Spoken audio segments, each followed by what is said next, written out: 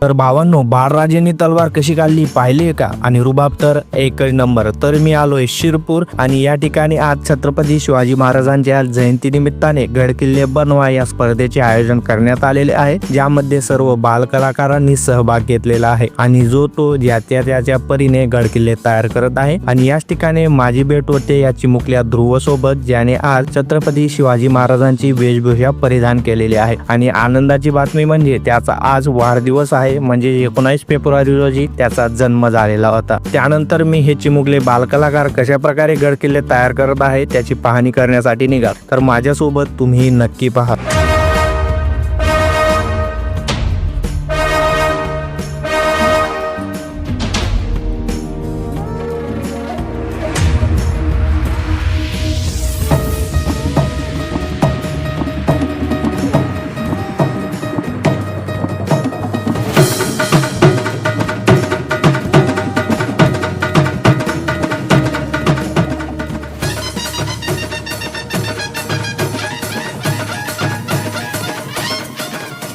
तर हे गडकिल्ले पाहून तुम्हाला काय वाटतं कमेंट नक्की करा.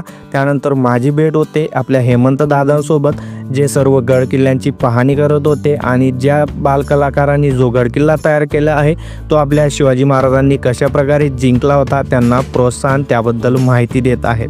त्यानंतर मी यूट्यूबला लाईव्ह होतो, त्या ठिकाणी सुद्धा हेमंत दादांनी त्यांचं मत व्यक्त केलं आणि नवतरुण पिढीने आपल्या छत्रपती शिवाजी महाराजांचा इतिहास कसा जोपासला पाहिजे, आपली संस्कृती कशी जोपासली पाहिजे त्याबद्दल माहिती दिली. त्यांच्यासोबत मीही सर्व स्पर्धा स्थळातील सर्व गडकिल्ले पाहिले आणि खूपच आनंद झाला. तर ही स्पर्धा प्रत्येक गावात प्रत्येक शहरात राबवली गेली पाहिजे. तुम्हाला काय वाटतं कमेंट करा.